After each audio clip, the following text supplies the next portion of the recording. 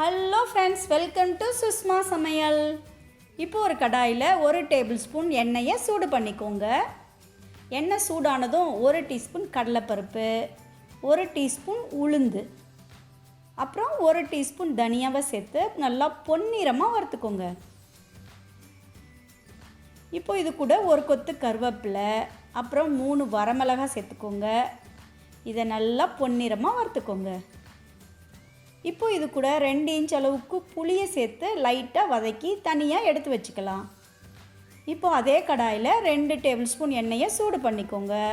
எண்ணெய் சூடானதும் 10 சின்ன வெங்காயம், அப்புறம் 1/4 இன்ச் அளவுக்கு இஞ்சி, கூடவே 7 பூண்டு பல் சேர்த்துக்கோங்க. ஒரு பச்சை மிளகாய் சேர்த்துக்கோங்க.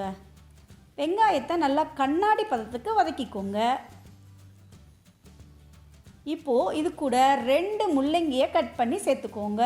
தேவையான அளவுக்கு உப்பு சேர்த்து நல்லா 3 நிமிஷம் வதக்கிக்கோங்க. இப்போது ஒரு கைப்பிடி அளவுக்கு மல்லி இலையும் 1/4 கப் அளவுக்கு தேங்காயும் சேர்த்துக்கோங்க. இதை நல்லா மிக்ஸ் பண்ணிவிட்டு 1 நிமிஷம் வதக்கி எடுத்துக்கோங்க. இதை தனியாக ஆற வச்சு எடுத்துக்கலாம். இப்போ ஒரு மிக்ஸி ஜாரில் முதல்ல வறுத்து வச்சோம் இல்லையா, அந்த கடலைப்பருப்பையும் சேர்த்துக்கோங்க. கூடவே நம்ம வதக்கி வச்ச முள்ளங்கியும் சேர்த்துக்கோங்க.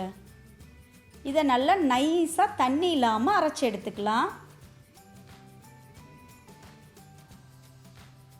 இப்போ ஒரு கடாயில் 1 டேபிள் ஸ்பூன் அளவுக்கு எண்ணெயை சூடு பண்ணிக்கோங்க. எண்ணெய் சூடானதும் 1/4 டீஸ்பூன் கடுகு, அப்புறம் 1/4 டீஸ்பூன் கடலைப்பருப்பு, 1/4 டீஸ்பூன் உளுந்து சேர்த்து நல்லா பொன்னிறமாக வதக்கிக்கோங்க. இப்போ இது கூட கொஞ்சமாக கருவேப்பிலை சேர்த்துக்கோங்க.